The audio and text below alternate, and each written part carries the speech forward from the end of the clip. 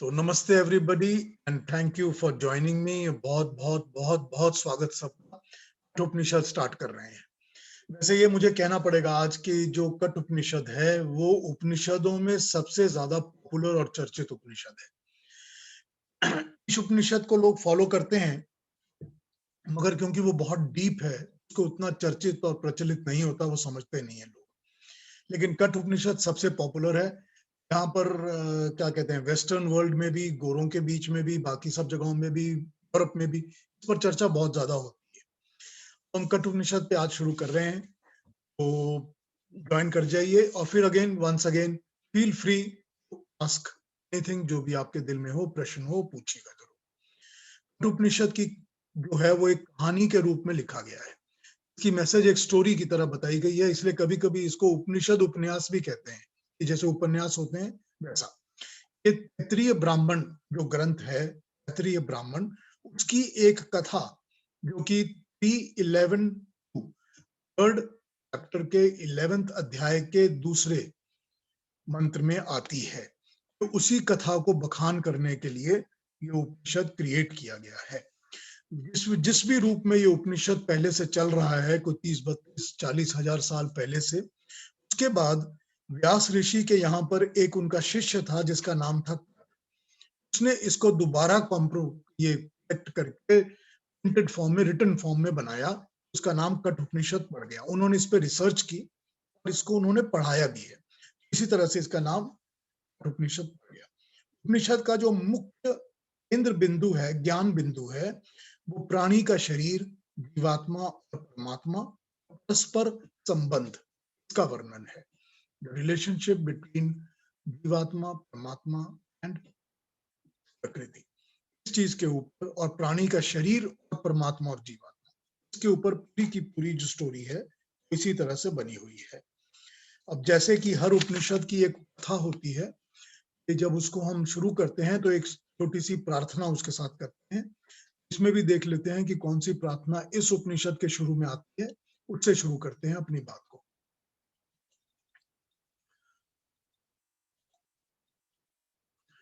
उपनिषद और इसकी इन्वोकेशन, ये जो इन्वोकेशन है ये तैत्तिरीय आरण्यक पाठक 1 अनुवाक 1 उसका लिया हुआ ये मंत्र है। ओम सहना भवतु सहनौ भुनक्तु सह वीर्यं करवावहे तेजस्विनावधीतमस्तु मा विद्विषावहे। ओम शांति शांति शांति। इसको समझते हैं, आगे बढ़ जाते हैं। हे परमात्मा, हम दोनों, मैं और गुरु, शिष्य और गुरु, या कोई भी दो जो आपस में इंटरेक्ट कर रहे हों, पति हो, दो पार्टनर्स हो, जीवात्मा परमात्मा हो, कोई भी दो, यहाँ पर दो से इसको संबोधित किया गया है कि हम दोनों की रक्षा करो, हम दोनों का पालन और पोषण साथ साथ करो, हम दोनों एक साथ बल और वीर्य कार्य करें, प्राप्त करें, हम दोनों साथ साथ तेजस्वी हों और आपस में परस्पर विद्वेष न करें, आपस में द्वेष विद्वेष न करें। यहाँ ये प्रार्थना गुरु शिष्य के बीच में की गई है, सामूहिक स्तर पर भी की जा सकती है और दोनों के स्तर पर भी की जा सकती है। ये इसकी प्रार्थना है। सहना भवतु सहनौ भुनक्तु सह वीर्यं करवावहे तेजस्विनावधीतमस्तु मा विद्विषावहे। ये पहले मंत्र पे आ जाते हैं। उपनिषद प्रथम वल्ली, ये कठोपनिषद जो है वो वल्लियों में डिवाइडेड है, वल्ली उसके चैप्टर्स हैं, प्रथम वल्ली, द्वितीय वल्ली, इस तरह। अगेन ये चैप्टर हैं, अलग अलग नामों से उसको बताया गया है। मंत्र आता है, उषण ह वै वाजश्रवस सर्व वेदसम ददौ तस्य ह नचिकेता नाम पुत्रस। ओम उपसर्वरक्षक परमात्मा का नाम होता है, हम उसी से स्टार्ट करते हैं, उसको स्मरण करते हैं। उषण मुक्ति की कामना करता हुआ, ह वै निश्चय से, वाजश्रवस वाजश्रवस ने, सर्ववेदसम सब धन धान्य ददौ दान कर दिया, उसका निश्चय से सिद्ध, नचिकेता नचिकेता नाम नाम वाला, पुत्र पुत्र आस। वाजश्रवस को मुक्ति की कामना हुई, उसने अपना संपूर्ण धन धान्य दान कर दिया, उनका एक नचिकेता नामक पुत्र था। इस मंत्र का बेसिक अर्थ है। वाजश्रवस, वाज अन्न को कहते हैं। अन्न मतलब कोई भी खाद्य पदार्थ या कोई भी कंज्यूमेबल या कोई भी चीज जो हम यूज करते हैं वो वाज है। और श्रव धन को कहते हैं। तो धनवान और धनवान को वाजश्रवस कहते हैं। उपनिषद में इनको ऋषि अरुण का पुत्र बताया गया है, जिसको यहाँ पर वाजश्रवस कहा। वो ऋषि अरुण का पुत्र है और उसका नाम है उद्यालक। तो उद्यालक का पुत्र है नचिकेता। उद्यालक ऋषि अरुण का पुत्र है और उद्यालक का पुत्र है नचिकेता।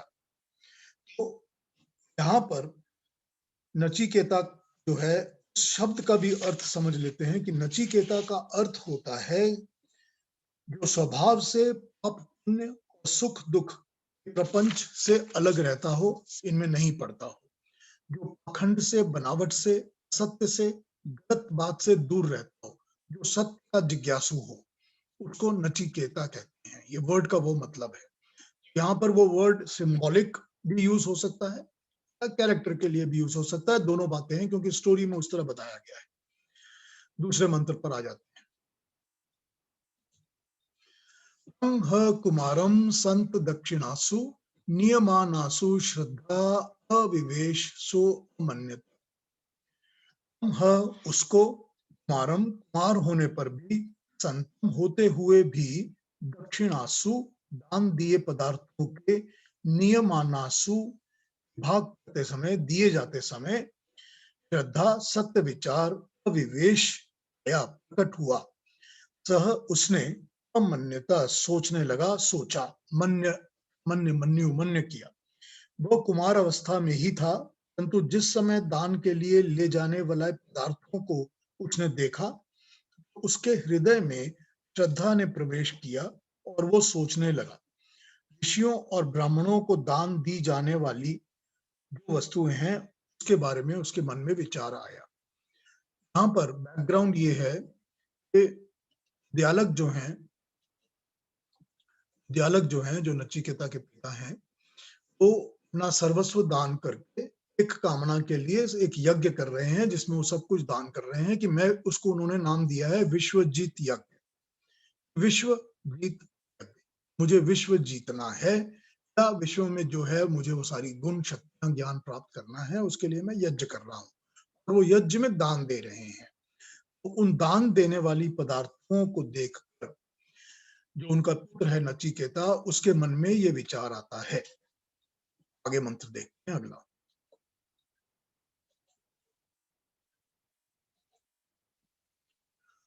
हितोदका दग्ध गण दुग्ध दोहा निरीन्द्रियः नंदा नाम ते लोकास्तान स गच्छति का ददत। हितोदका, जो पानी पी चुके, पानी पीने के भी काबिल नहीं है। जगत गणा, जो तृण भी खा चुके, जो घास पूरी तरह खा चुके, अब नहीं खा सकते। दुग्ध दोहा, जिनका दूध दुहा जा चुका है, अब वो धोने के योग्य नहीं है।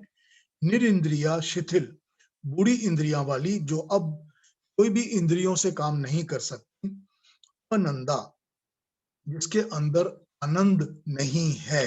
नंदा आनंद का उल्टा होता है।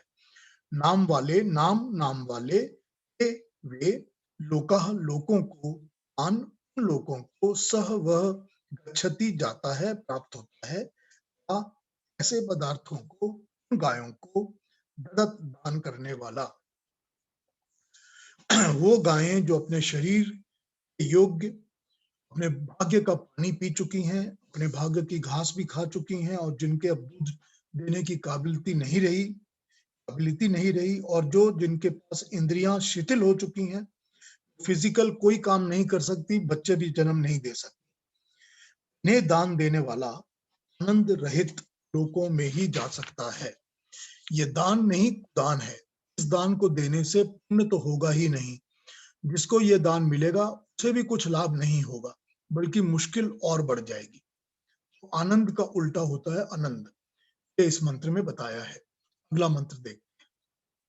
स होवाच पितरम तस्मै मां दास्यसीति द्वितीयं तृतीयं तम होवाच मृत्वे वा ददामिति। सह उसने ही वाच कहा, पितरम पिता को, हे पिता, तस्मै किसको, माम मुझको, दास्यसी दान करोगे, ऐसे, द्वितीयम दूसरी बार, तृतीयम तीसरी बार, हम उस पिता को अनिश्चय पूर्वक वाच उसने कहा, मृत्युवे मृत्यु को, यम को, तुझे, ददामी दान दूंगा, दान देता हूं। यह पिता ने उत्तर दिया। नचिकेता ने इस दान क्रिया को देखकर पिता से पूछा, मुझे किसको दान करोगे, मैं किसे दान में दिया जाऊंगा। जब ये बात उसने 2 बार 3 बार दोहराई, पिता ने रुष्ट होकर, गुस्सा होकर, अप्रसन्न होकर कहा कि मैं तुझे मृत्यु को दान देता हूं, मैं तुझे यम को दान देता हूं। यहाँ पर यह समझना होगा कि पिता ने पुत्र को मौत को दे दिया, ये करेक्ट नहीं है, यह अतिशयोक्ति है। अतः उपनिषदों पर लिखने वालों को से यमाचार्य को दे दिया, ऐसा ही माना जा रहा है। इसे एक गुरु को समर्पित कर दिया जो यम की तरह है। 5वें मंत्र को देखते हैं। बहुनामेमि प्रथमो बहुनामेमि मध्यमः किं स्विद्यमस्य कर्तव्यं जन्मद्याद्य इष्यति।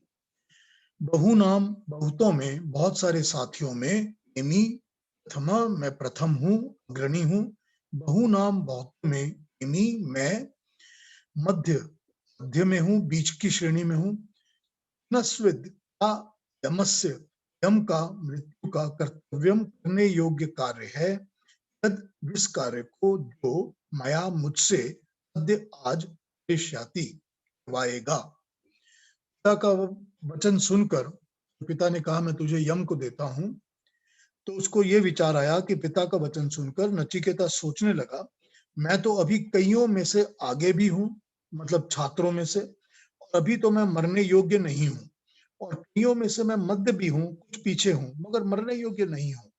ऐसा क्या काम है जो करवाने के उद्देश्य से पिता मुझे यम के पास भेज रहे हैं।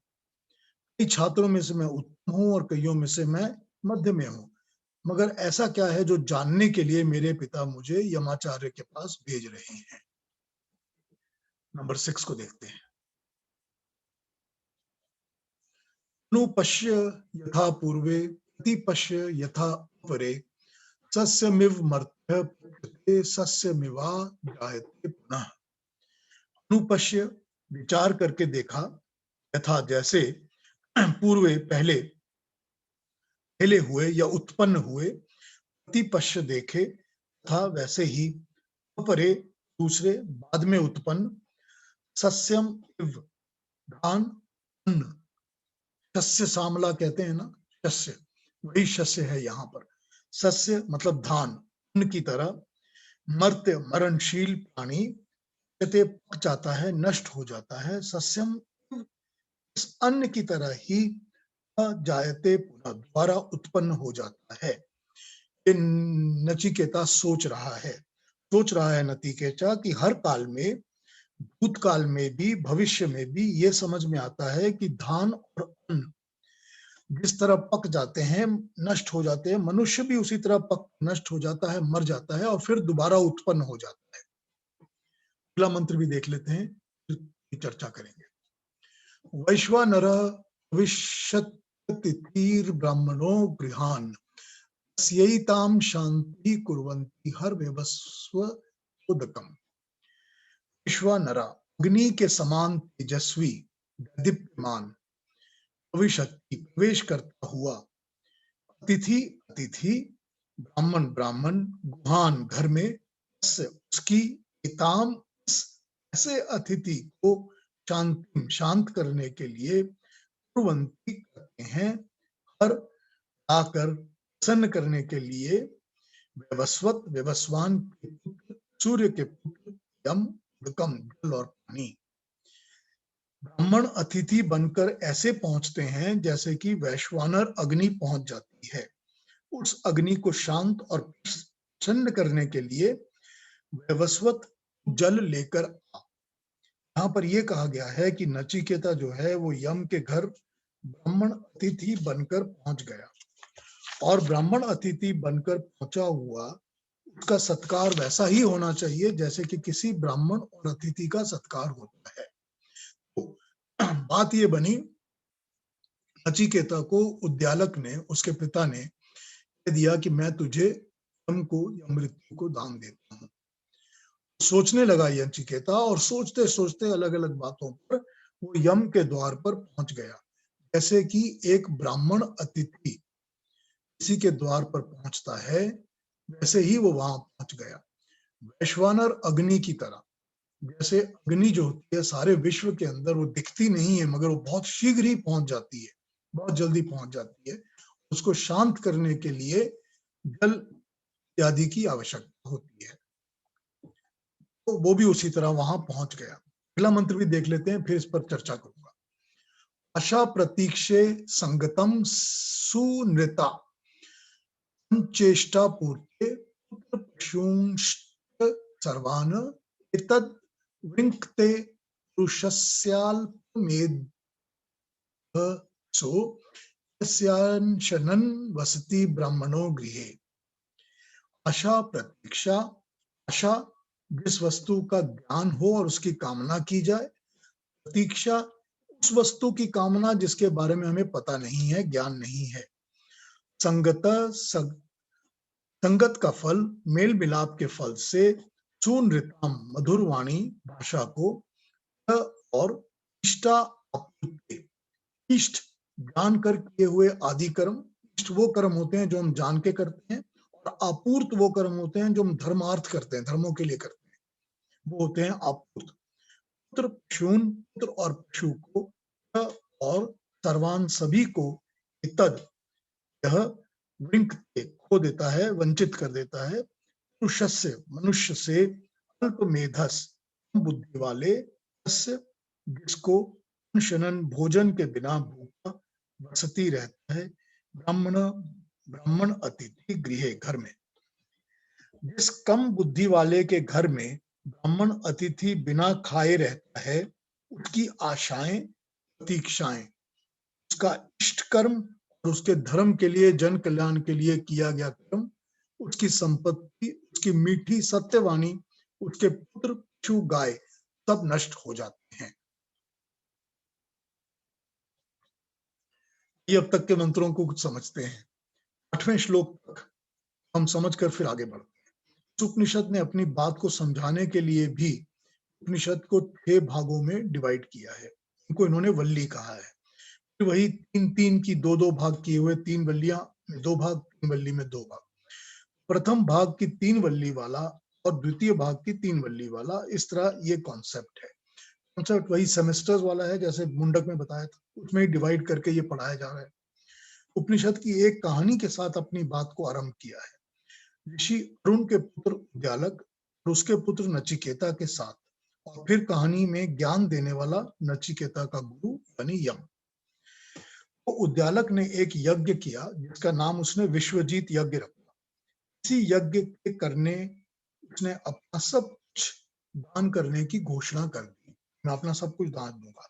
अब बात यह है, अपना थोड़ा सा कुछ देकर सारे विश्व को जीत लेने की अभिलाषा, ढोंग है, ढोंगी है ये।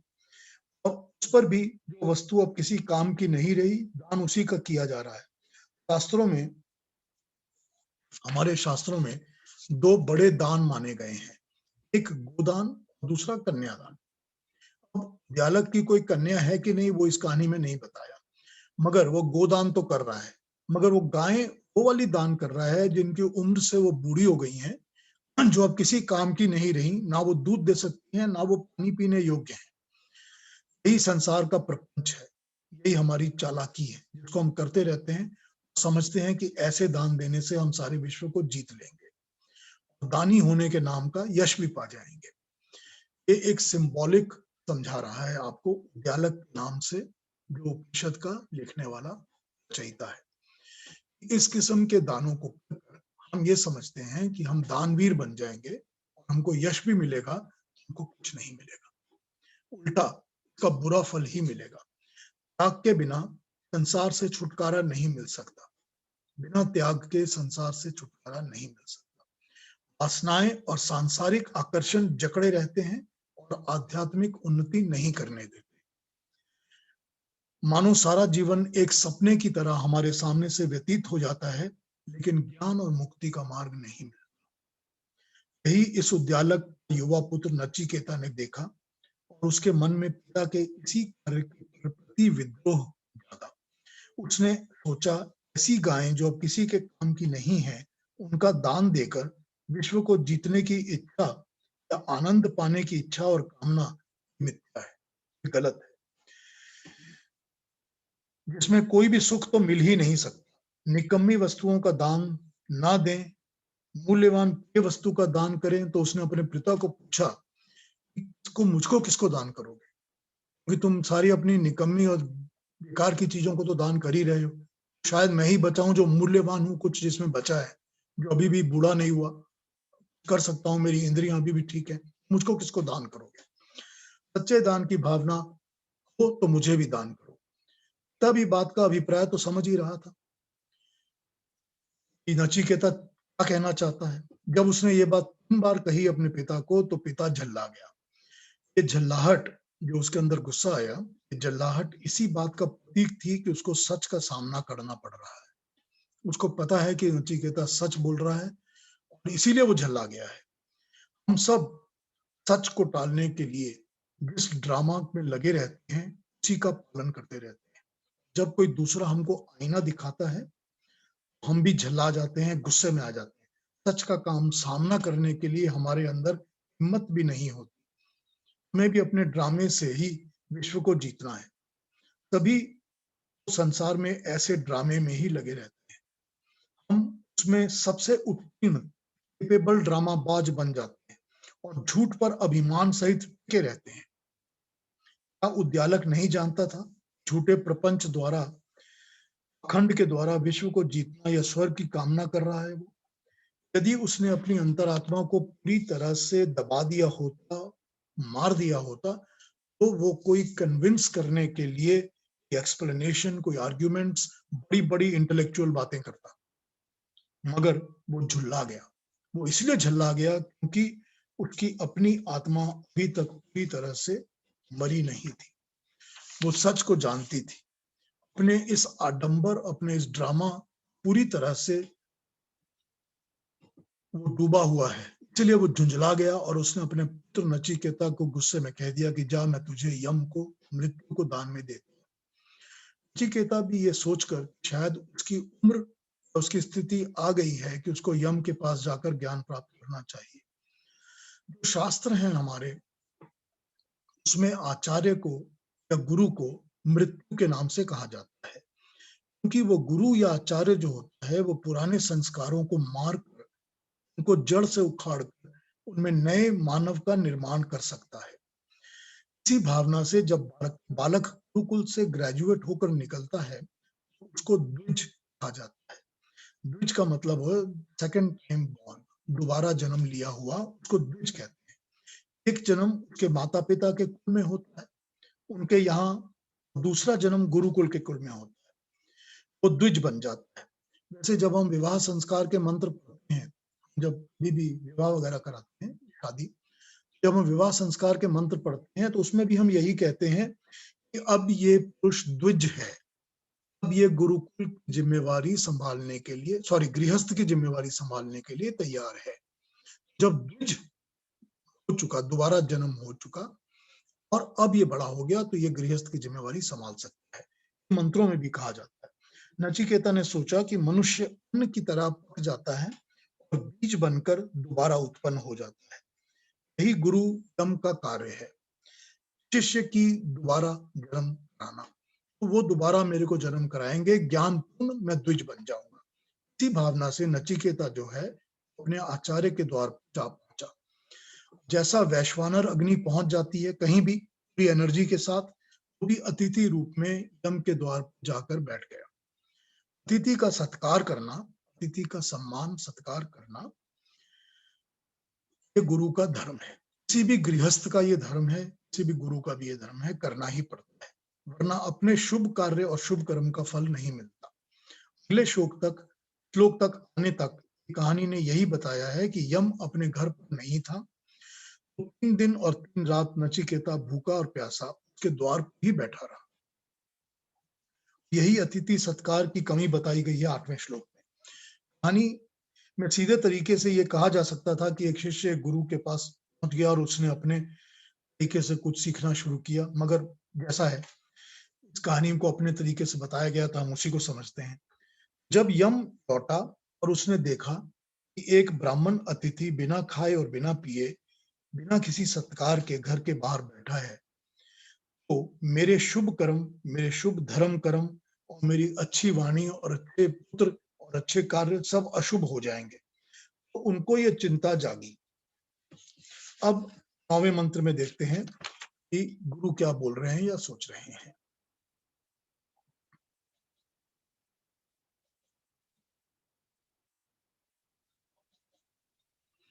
तीसरो रात्रि दिवात्सी गृहे में शनन ब्रह्मन् अतिथीर्न मत्स्यः नमस्ते अस्तु ब्राह्मण स्वस्ति में अस्तु तस्मात् तीन वरान वृणीष्व।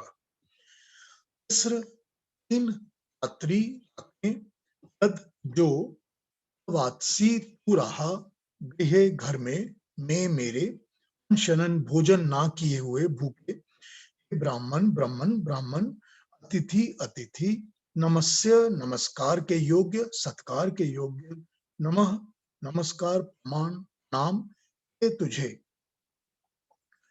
स्तु हो ब्राह्मण हे ब्राह्मण स्वस्ति कल्याण में मेरा स्तु हो तस्मात उस कारण से प्रति बदले में 3 प्राण वरों को वृणीश्वर मांग ले चुन ले। हे ब्राह्मण में नमस्कार, तेरा कल्याण हो।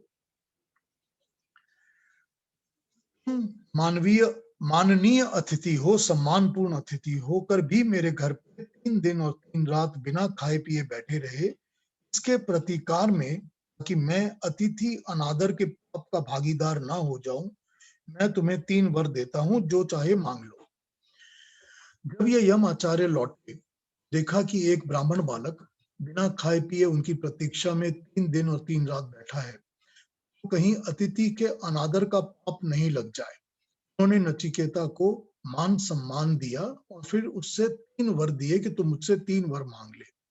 अब शास्त्रों के अनुसार उस समय 3 मुख्य अतिथि सत्कार काम होते थे। 3 काम ये होते थे कि एक अर्घ का अर्पण करना, मतलब जल वगैरह से हाथ पांव धुलवाना। दूसरा आसन अर्थात बैठाकर उचित वस्तु में बैठाकर ध्यान से सम्मान से बैठाना। और तीसरा मधुपर्क यानी भोजन और आहार खिलाना। ये 3 सत्कार अतिथियों के माने जाते थे ट्रेडिशनली। अब इस गुरु के द्वार पर 3 दिन एक ब्राह्मण अतिथि भूखा प्यासा बैठा है।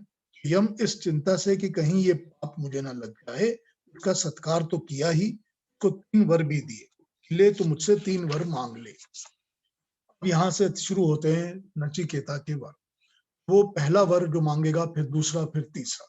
तो ये पूरा का पूरा जो उपनिषद है, तीसरे वर पर ही पूरी की पूरी स्टोरी आकर बैठ जाएगी। आइए इसका पहला वर देख लेते हैं, क्या मांग रहा है।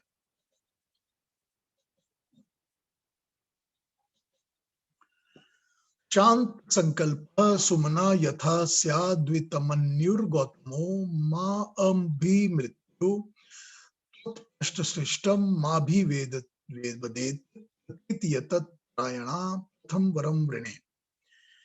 शांत संकल्प, शांत विचार वाला, शांत चित्त, सुमना अच्छे मन वाला, प्रसन्न मन वाला, यथा जैसे, स्यात् हो जाए, वीतमन्यु बिना क्रोध के, क्रोध रहित, गौतमः गौतम गोत्र का मेरा पिता, मां अपनी मेरी ओर से, मेरे तरफ से, मेरे प्रति, मृत्यु हे मृत्यु, श्रेष्ठम मेरी अनुमति से मेरे पास से मैं वापस लौटा हुआ भेजा गया, मां मुझको अभी वदेत बातें करके जानकर बात से प्रसन्न होकर प्रतीत विश्वस्त संशय शून्य होकर विश्वास के साथ एतत् यह प्रयाणम तीनों में से प्रथमम पहला प्रथम वरम वर को वृणे मानता हूँ, जानता हूँ।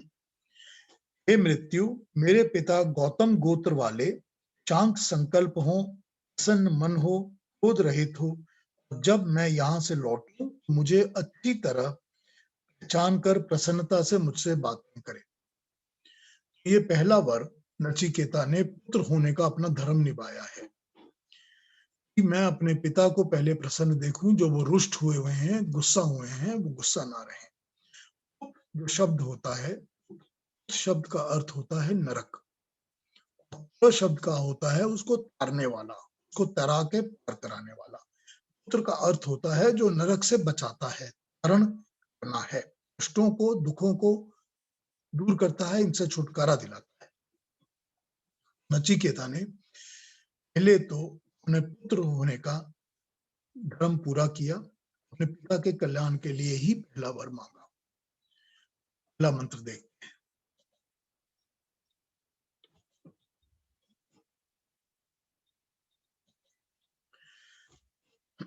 यथा पुरस्ताद भविता दयालकी तारा अरुणसृष्टे सुखम रात्रि शियति वीतमन्युस्त्वाम दृश्यवान्मन्युर्मुखा तथा जैसे पुरस्ताद पहले की तरह भवती होगा, अतीत विश्वासी औद्योलकी औद्योलक वंशी औद्योलक मतलब उद्यालक अरुण ही अरुण का पुत्र मेरा पिता मत सृष्ट मेरे द्वारा अनुमति पूर्व तुझको भेजा गया, वापस किया गया, सुखम सुख पूर्वक रात्रि रात्र को शायद ही सोएगा, वीत मन्यु बिना क्रोध के, हम तुझको दृश्यवान देखेगा, मृत्यु मुखात मृत्यु के मुख से प्रमुक्तम छूटा हुआ, वापस गया हुआ। मतलब समाचार्य वर देते हुए कहते हैं, वर दे रहे हैं, तेरे पिता उद्यालक अरुण के पुत्र पहले ही की तरह क्रोध रहित होंगे, सुख पूर्वक रात्रि को निद्रा करेंगे। जब तू लौटेगा तो तुझे अच्छी प्रकार से स्नेह पूर्वक स्नेह भाव से मिलेंगे। ये तो नचिकेता का पहला वर था जो उसने अपने पिता के सुख और प्रसन्नता के लिए मांग लिया।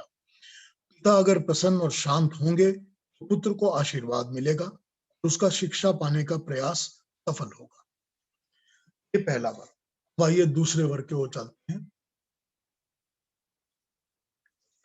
स्वर्ग लोके न भय किंच नास्ति, न तत्र त्वं न जरया विभेति, उभे तीर्त्वा अशनाय पिपासे शोकाति गो मोदते स्वर्ग लोके। ये अब वो दूसरा वर मांग रहा है। स्वर्ग लोके, स्वर्ग लोक में न नहीं भय भय किंच नास्ति, थोड़ा सा भी, कुछ भी, किंचन मात्र भी, न नहीं, तत्र वहां, हम तुम्हारा, न नहीं, जर्या जरावस्था बुढ़ापा, विभेति डराता है, वे दोनों तीर्थवा तैर करके, तैर करके, अशनाया से भूख और प्यास से, शोकातिगह शोक अतिगह शोक से मुक्त, मोदते प्रसन्नता सहित सुख पूर्वक स्वर्गलोक। स्वर्गलोक में किस प्रकार का, किसी भी प्रकार का भय नहीं है। वहां आपका भय यानी यम का भय और बुढ़ापे का भय भी नहीं है। वहां तो आत्मा को भूख और प्यास का भी चिंता नहीं है, वो इनसे भी तर जाता है, शोक रहित होकर आनंद मिल जाता है, वो आनंद से रहता है। Fear of death at old age is not there. Having gone across hunger and thirst and beyond all sorrows, one feels eternally happy. तो स्वर्ग लोक की बात कर रहा है।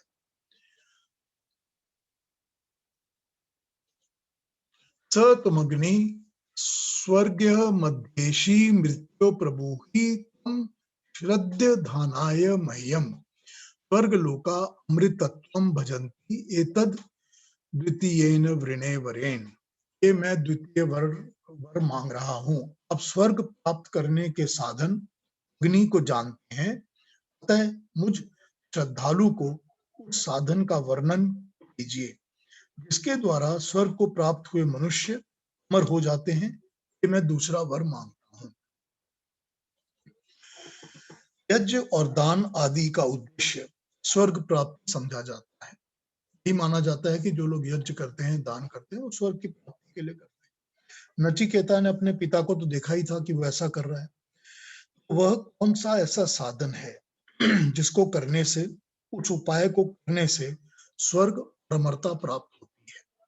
जैसे यज्ञ की अग्नि एक प्रतीक है, एक एग्जाम्पल, सिमिली है, जिसमें अगर कोई आहुति डालते हैं तो आहुति में दी हुई वस्तु, सामग्री, घी जो भी है, वो भस्म होकर आकाश में अपने ओरिजिनल एलिमेंट्री सोर्स तक पहुंच जाती है।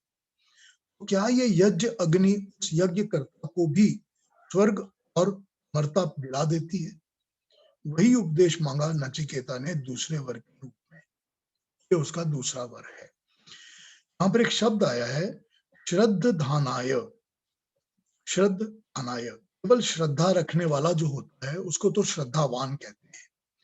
श्रद्धानाय का मतलब क्या हुआ? श्रद्धानाय का मतलब हुआ vowed to the acceptance of truth। जीवन का प्रयोजन ही सत्य को धारण करना है। जिसको अंदर ये भावना आ जाती है उसको इन्होंने यहाँ पर श्रद्धानाय कहा। श्रत शब्द जो होता है वो सत्य और ऋत इन दोनों से बनता है। उसी के ऊपर टिके रहने को, उसको धारण करने को, उसी को अपने आधार बनाने को, अपने जीवन के लाने के लिए ये श्रद्धावान है, और श्रद्धानाय जो उसके तरफ बिल्कुल कमिटेड है, प्रॉमिस किया हुआ है। अगला मंत्र भी देख लेते हैं, उसके बाद मैं शायद आज पॉज कर दूंगा।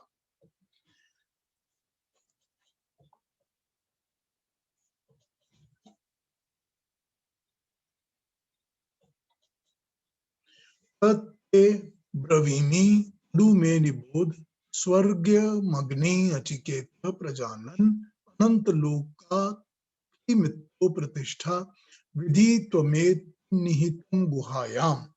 अब ये यम को कह रहे हैं, यम कह रहे हैं उसको,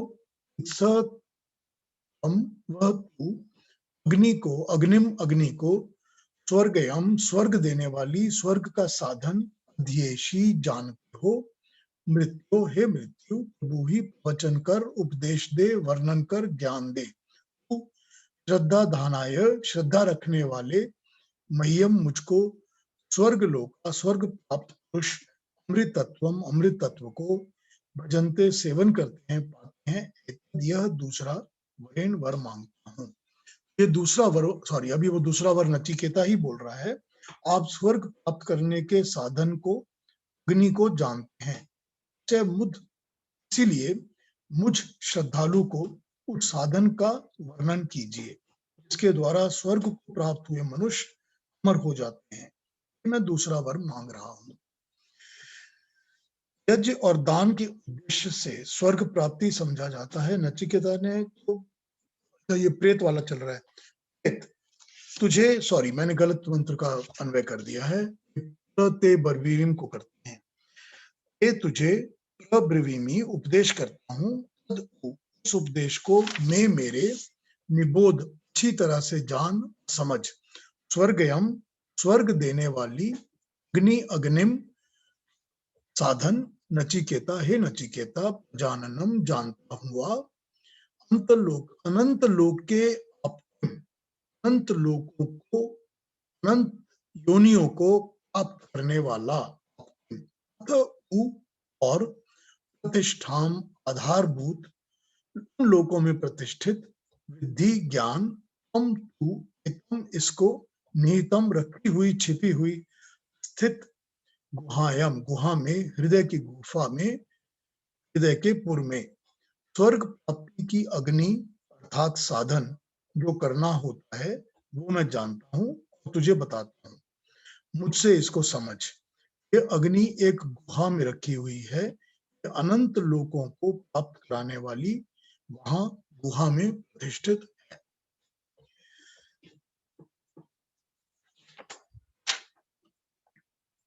इस मंत्र को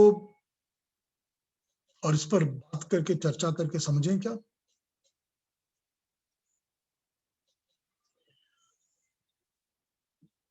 कोई बात पूछनी हो तो पूछिए, नहीं तो मैं इस पर फिर बात करता हूँ आगे।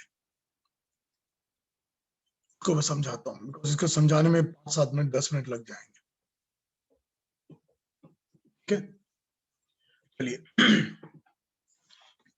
यहाँ से कहा जाता है जो कठ उपनिषद है वो यहाँ से आरंभ होता है।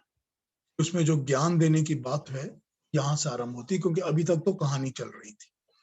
और कहानी के बाद ये बताया गया था कि अभी तक वो वर मांग रहा है कि मुझे ये बताइए और वो बताइए। गुरु उसको शिक्षा दे रहा है, मगर शिक्षा का जो काम है वो अब शुरू होता है। कई प्रकार की अलग अलग बातें की गई हैं कठ उपनिषद में। सभी उपनिषदों में से कठ सबसे ज्यादा प्रचलित और प्रचलित होने से इसमें भी, इस उपनिषद में भी गीता की ही तरह बहुत सारे एक्सटर्नल जोड़ तोड़ किए गए हैं। ये मंत्र वो हैं जो कि अपने पर्पस के हिसाब से भटकने वाले लगते हैं, जो बाद में जोड़े लगते हैं, और कई ऐसे हैं जिनकी एक्सप्लेनेशन भी जिसकी जैसी मर्जी और जिसकी जैसी रुचि होती है वो उसी प्रकार करता है। लेटेस्ट एविडेंस तो ये है कि स्वामी शंकराचार्य ने भी कुछ मंत्रों में फेरबदल किया था, आदि शंकराचार्य ने, और ये मंत्र ऐसे नहीं हैं जैसे होने चाहिए थे। ये कहकर उन्होंने अपने तरीके से उनमें थोड़ा फेरबदल किया था कि ये ठीक नहीं है, ऐसा नहीं होना चाहिए।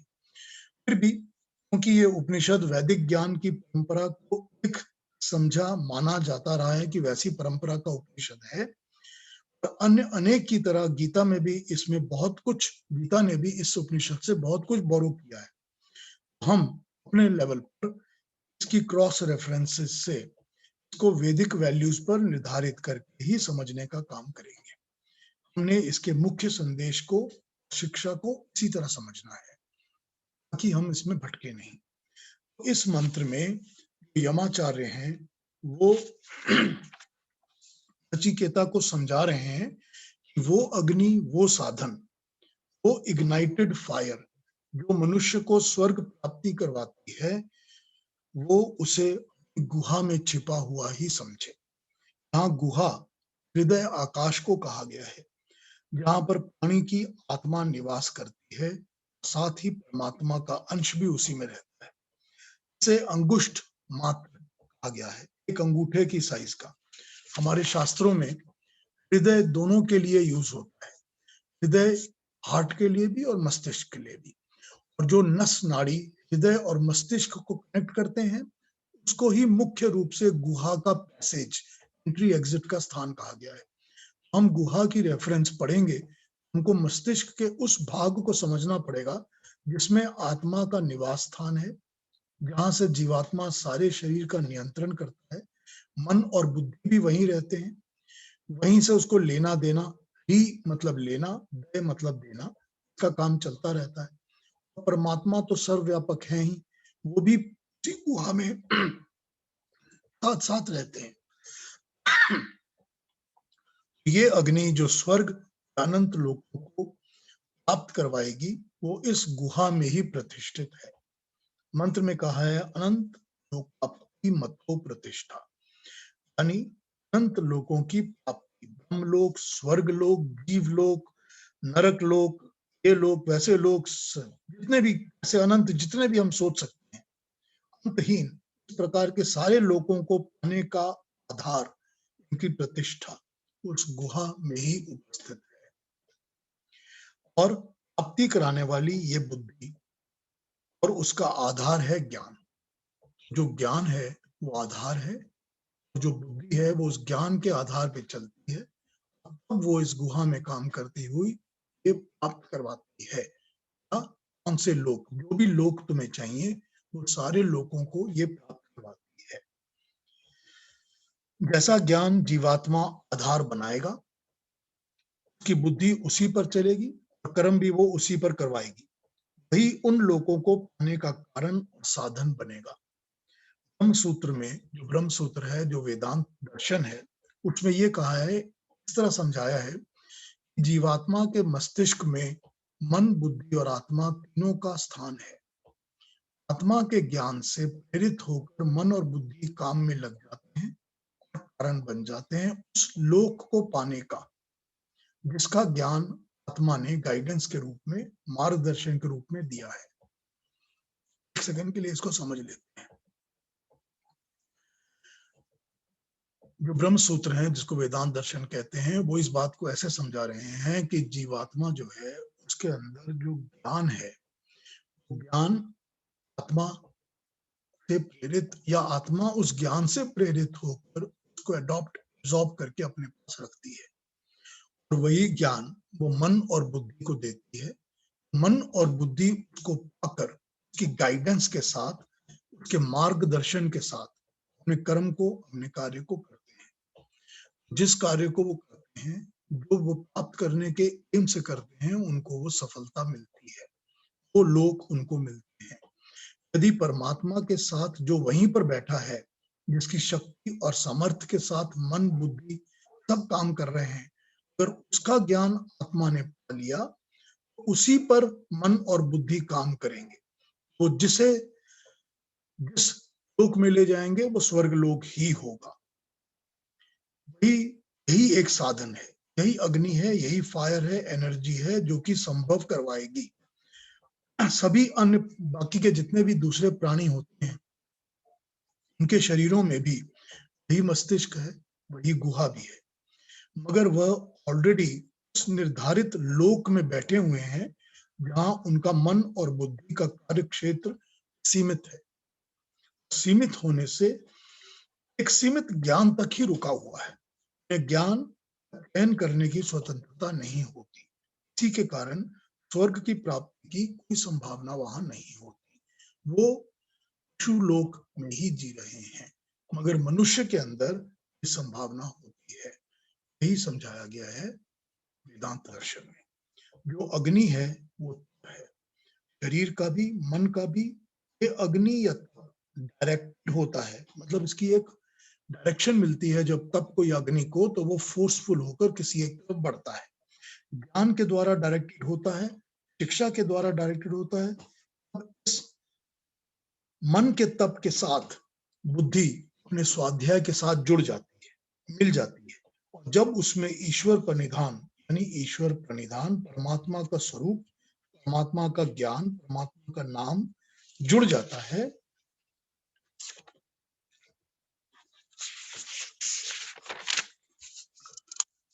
और तब ज्ञान और श्रद्धा एक साथ आती है, तो वो अग्नि की डायरेक्शन ठीक मार्ग पाकर, ठीक साधन बनकर स्वर्गलोक ले जाने वाली हो जाती है। ये सब उस गुहा में घटता है। उसी गुहा में मार्गदर्शन का आधार, का आधार अग्नि है। वो एनर्जी फोर्स है जो इस अग्नि के उपयोग अध्ययन बुद्धि करती है।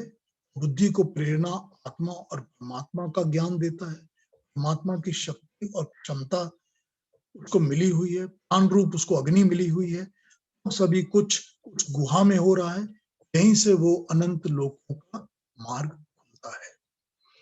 मैं आज यहीं पॉज करता हूं, क्योंकि हमने थोड़ा डिटेल कर लिया है। अगले मंत्र को मैं अगले हफ्ते स्टार्ट करूंगा, 15th को। बट इस एक्सप्लेनेशन को मैं, अगर आप चाहेंगे तो मैं दोबारा नेक्स्ट टाइम से रिपीट कर दूंगा, ताकि इसको फिर से समझा जा सके।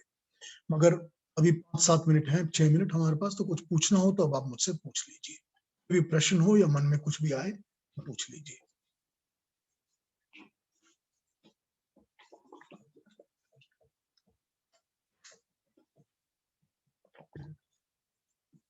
इंदिरा जी, आपका नहीं, आपका माइक बंद है।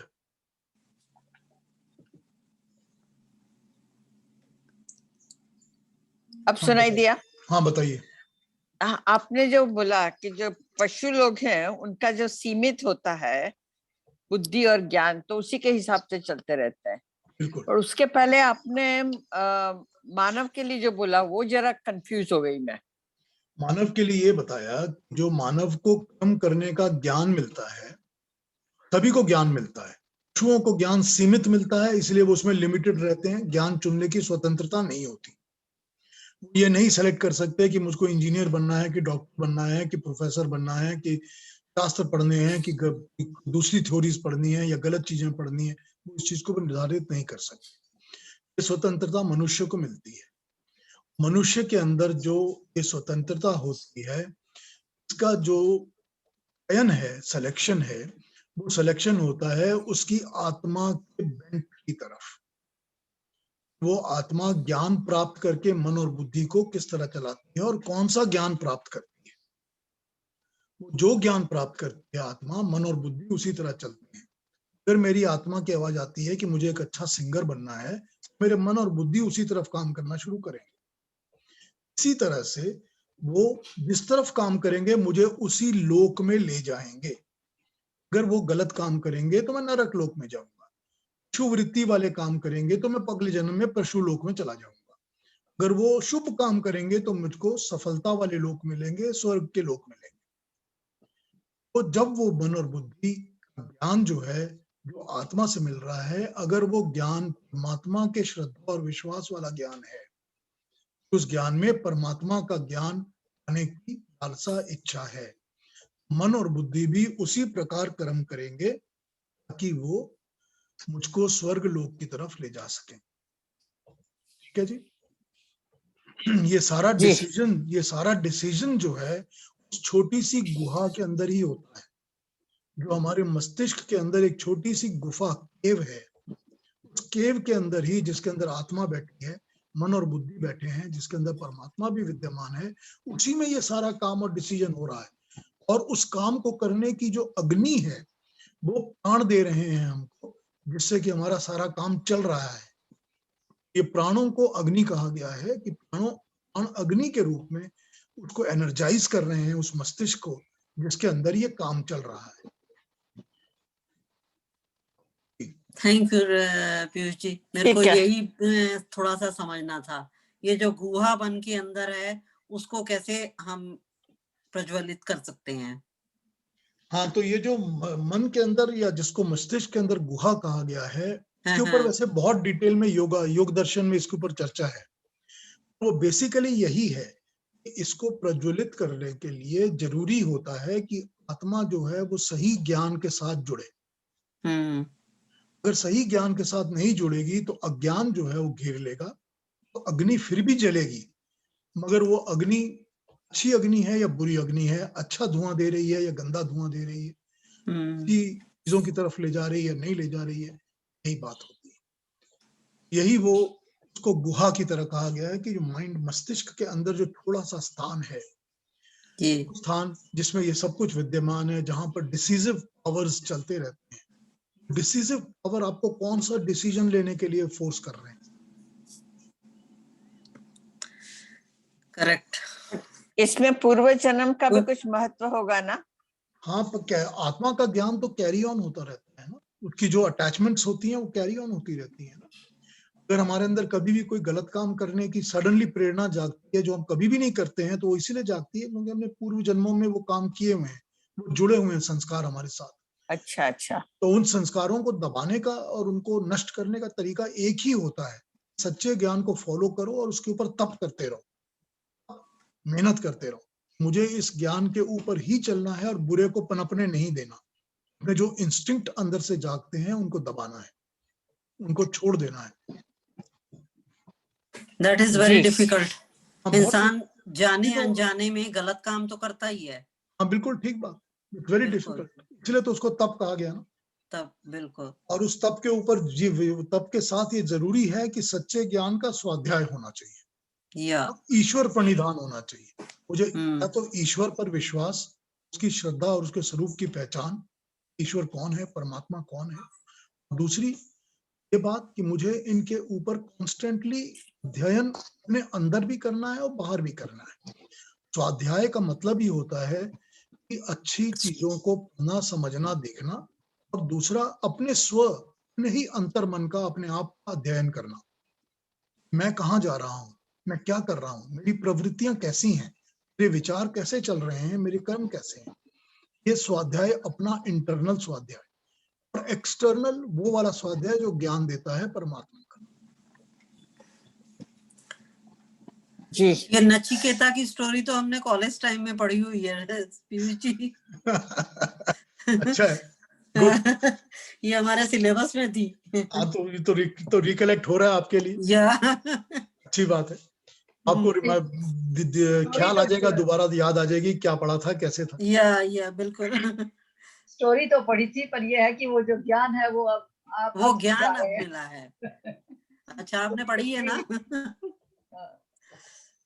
स्टोरी तो स्टोरी के रूप में चलती है, बहुत स्टोरी के रूप प्रचलित में है, हाँ, स्टोरी के रूप बहुत में ही थी प्रचलित वो। है, ये हर जगह कोट होती है, बहुत सारी लेकिन बातें होती हैं इसके इसमें। पीछे ज्ञान क्या है ये अब आप बता रहे हैं। हाँ, अब उसको समझना पड़ता है ना, समझने के लिए फिर वो बस ठीक है, कोई बात नहीं, जब समझ आ जाए तभी अच्छा है। हाँ, ये जो वार्तालाप हुआ ना नचिकेता और यम से, वो बहुत अच्छी तरह से समझ में आ गया। हाँ, वही पर्पस था, वो समझाना ही पर्पस था, यही हाँ, पर्पस। वो अतिथि का क्या होता है और कैसे होता है और क्यों वरदान दिए, ये सब अब पता चला। हाँ। और बात है। वरदान भी बहुत देखिए, अच्छे मांगे उन्होंने। हाँ, उन्होंने भी अच्छे वरदान मांगे, अभी तीसरा वरदान मांगेगा तो बस ब्लो ऑफ हो जाएगा पूरा का पूरा ढक्कन। देखते हैं, चलिए देखते रहते हैं इसको, अगर अच्छे वरदान मांगे इसमें। तो ये एक्चुअली जो फिलोसोफर्स हैं वो ये कहते हैं कि वो नचिकेता को बालक बताया गया, तो उसमें इतनी अकल कैसे आई, पहली तो ये बताया। दूसरी बात, कोई जरूरी नहीं है, क्योंकि कोई बालक दूसरे बालकों से ज्यादा बुद्धिमान तो हो ही सकता है, तो ऐसी कोई आर्ग्यूमेंट यहाँ खड़ी नहीं होती। फिर लोग कहते हैं कि ये यम कौन है, अगर ये यम रियली यम है, मतलब मौत है, मृत्यु है, उसको फिर अतिथि के सत्कार का भय क्यों है? उसके पास जो अतिथि आता है वो तो मरकर ही आता है। तो ये सारी बातें जो है, इस पर अलग अलग लेवल्स पे डिस्कशंस होती रहती है इस उपनिषद में, मगर हमको ये इस लेवल पे समझना है कि हमको शिक्षा इसमें से क्या मिल रही है, हाँ, हमको ज्ञान क्या प्राप्त हो रहा है, इसमें क्या मैसेज क्या दी गई है, उसको ही हमको तो वही समझना है। ये भी समझ में, ये भी शास्त्र में लिखा है ना कि भगवान भी जब तक पाप का घड़ा नहीं भरता है तब तक नहीं कर सकते हैं कुछ, एक साथ उसके लेवल तो भी नियम होते हैं। होता ही होगा, कोई ना कोई लेवल तो होता ही होगा, तो पक्की बात। मैं इस लास्ट पार्ट को, जो कि इसका मैसेज है, एक बार फिर अगले हफ्ते रिपीट करूंगा। या जी जी, उसके बाद 15th मंत्र के साथ शुरू करेंगे। अब ये थोड़ा क्योंकि डिटेल स्टार्ट हो जाएगा सारी की सारी बातों का, तो इसको फिर डिटेल में बात करना शुरू करेंगे, फिर मंत्रों को हम ठीक है। थोड़ी स्लोली डील करेंगे, ये होगा, हाँ जी, ठीक है। मैंने Thank you. पहली बार सुनी है पीयूष, बहुत अच्छा लगा। अच्छी बात है। अच्छी बात है कि अच्छा लगा। बहुत थैंक यू। हाँ जी, मैंने भी पहली बार सुनी है थैंक यू, नचिकेता वाली नमस्ते। कहानी, पहले कभी नहीं सुना इस बारे में। पहली बार थैंक यू मैंने आशीष जी, पहली बहुत बार। थैंक यू वेरी मच, अच्छा नहीं, लगा, मैंने तो यही अच्छा सुनी है। थी जी। नमस्ते पीयूष जी।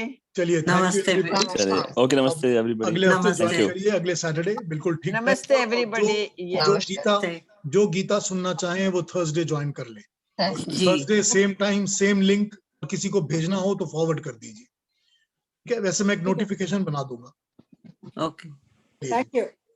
चलिए Okay. थर्सडे को मिलते Thank you. हैं। ओके, नमस्कार।